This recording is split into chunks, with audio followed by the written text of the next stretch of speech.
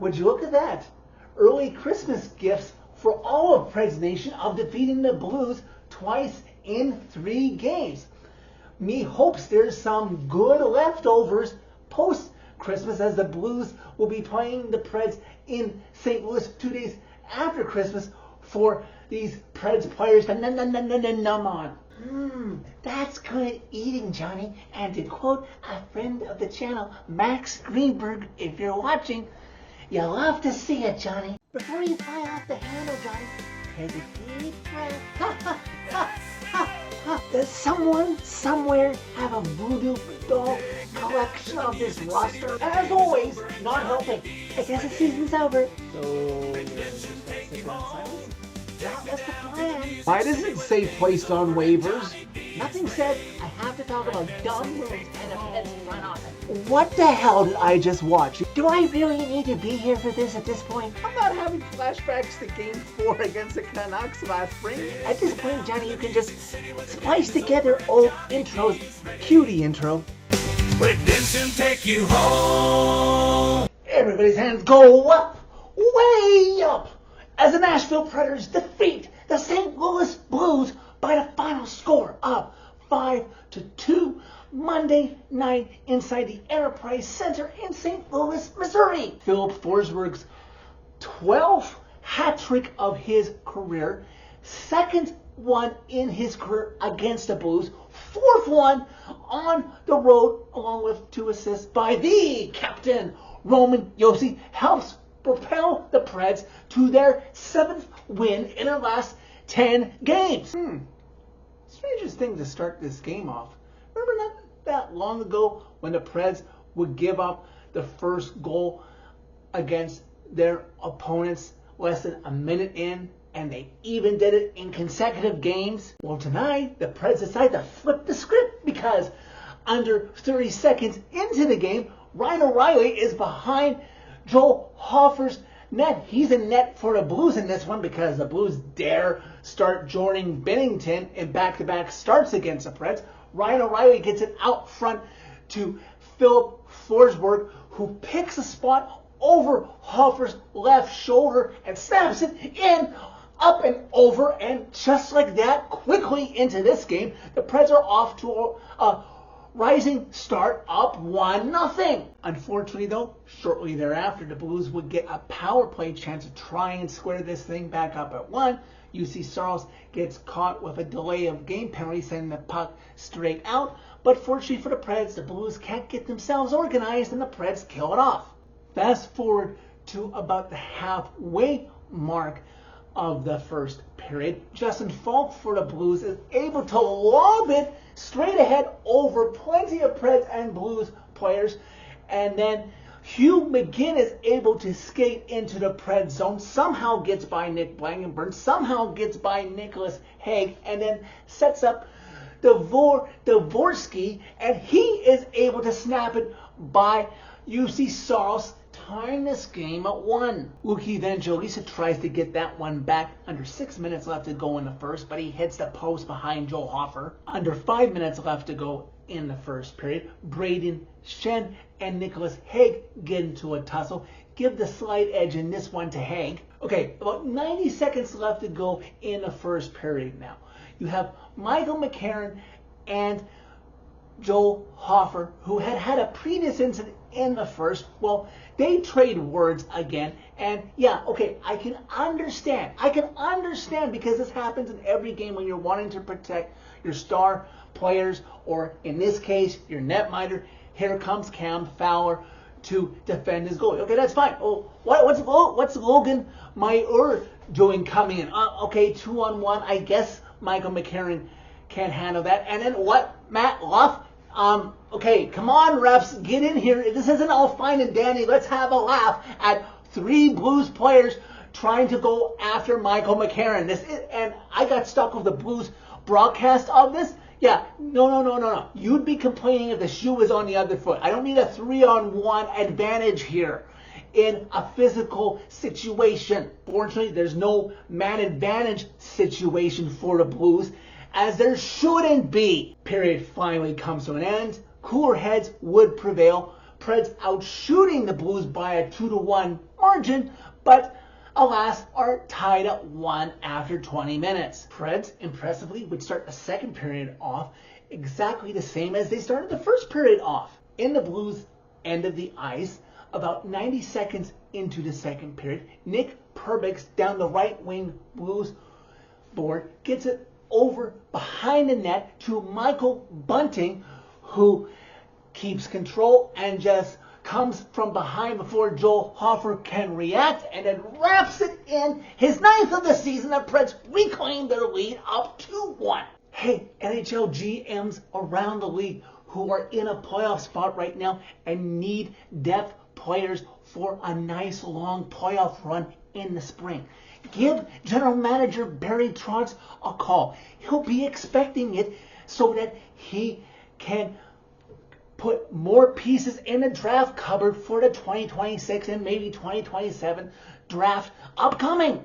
4 minutes after Michael Bunting scored, Dvorsky, who had scored the one Blues goal to this point in the game, is in the box for a delay of game, and the Preds are on the attack again in the Blues zone, setting up. Philip Forsberg is playing give and go with Steven Stamkos, and off of the last pass by Steven Stamkos, Philip Forsberg moves, winds up, lasers it over Joel Hofer's shoulder. His second of the game gives the Preds a 3-1 lead. That's Philip Forsberg's first multi-goal game of this season after a sluggish start where he was being overshadowed by Luke Evangelista and Steven Stamkos. Yeah, I'm pretty sure Forsberg is like the Undertaker sitting up in the ring. It's like, yeah, I'm awake now. As I said after the Blues game last Thursday back in Smashville, the fans have been expecting Forsberg to wake up, and I think he's responding. Preds appear comfortable in this game as we reach 2 minutes left to go in the second period. A much closer second period than it was in the first, but the Preds still look to be comfortable and in firm control. Well, just over a minute left to go in the second period. For good measure, the kid wants to get in on the fun just inside the Blues blue line. On second thought, that Joel Hofer after this game probably wishes he would have had this, but Reed Schaefer, the kid, gets a shot from distance, a clear line. You'd think Joel Hofer saw it coming, but somehow it handcuffs him. It's in the net. Reed Schaefer has his third goal of the season. What a series of games for the kid, and the Preds look to be in firm control now, up 4-1, giving me flashbacks of last Thursday. Preds with a solid lead against the St. Louis Blues. That kid wanted all of us in Preds Nation to enjoy a good frosty come Tuesday morning. Second period winds down and concludes. Preds look to be in firm control, still massively outshooting the Blues. Let's see what is left in store. The Blues can mount any sort of a respectable comeback in the third period. Blues come close about 6 minutes into the third period, but can't beat Saros. About 8 minutes into the last frame, Brady Shea goes off for tripping Jake Neighbors, and at first Saros makes a great save on Pavel Buchnevich, but shortly thereafter, the man who drew the penalty, Jake Neighbors, is able to set up Dvorsky for his second of the game. He's on hat trick watch just like Forsberg is, and we aren't nervous, but we have to make sure to do the fundamentals right here as the Preds only lead the Blues now 4-2. Blues coming on strong here as we reach the back half of the third period. In that third period, the Blues out shooting the Preds by a 2-1 margin. Under 7 minutes left to go in the third period. Blues come close to getting goal number 3, but what a block by Luke Evangelista. Again, here we are with an early goalie pull, and St. Louis pulls Joel Hofer with 4 minutes left to go in regulation. Really? And here we are again with an early goalie pull, like I talked about against the Avs on Saturday. Jim Montgomery for the Blues pulls Joel Hofer with like 4 minutes left, and the Preds fans, everyone in Preds Nation, the Preds players, and of course The Preds coaching staff is very thankful for this easy layup because shortly after the goalie pull, Ryan O'Reilly sets up his buddy, Philip Forsberg, who skates in with very little contention from the Blues defense on the ice, snaps his third of the game into the empty net, his 14th of the season, puts the Preds out to a 5-2 lead. That is 4 goals in Phil's last 3 games. Forsberg's first hat trick of the season. Dare I overshadow that fact? Nicholas Hague would take an interference penalty before this game would finally conclude. The Born Dvorsky comes close to his 3rd of the season, but fortunately he would not come anywhere close to overshadowing Phil's performance. Under 30 seconds left to go in this one. The Preds hemming the Blues in there, and audible boo, not use, booing from the Enterprise faithful as the clock continues to run down. You just hope innocent children aren't witnessing this massacre the Preds are laying on the Blues for the 2nd time in 3 games. Clock winds down. The Preds on the ice might as well have told the Blues faithful who hadn't left for the parking lot yet, shh, the game is over, guys. Time to go home. Nighty-night, as the Preds put the Blues to bed for good by the final of 5-2. Wow, that's what it looks like to see your favorite team bring all of its muster, all of its might against the same team in back-to-back games against a team with the Avalanche sandwiched in between them. The Preds learned from Florida's mistake in their 2nd meeting against the Preds not to let the Blues off of the mat and remind them who is boss in the 2nd in the last 3 games against this Blues team. I was never really fearful for the Preds' chances in this one, as the Preds punched the Blues in the mouth again and again and again. Though we know that this team right now is seemingly win, win, loss, win, win, loss, win. Make up your damn mind. You can't play the St. Louis Blues all season here, guys. You couldn't defeat the Avs on the road last Saturday. Let's see if you can redeem yourself and show us all something when one of the top teams in the East, the Carolina Hurricanes, come to Bridgestone Arena on Wednesday night as you start a 3-game homestand. Carolina, the Toronto Maple Leafs, and the New York Rangers are all rolling up to 501 Broadway over the next 3 games for this team. Some food for thought to finish off this fan reaction.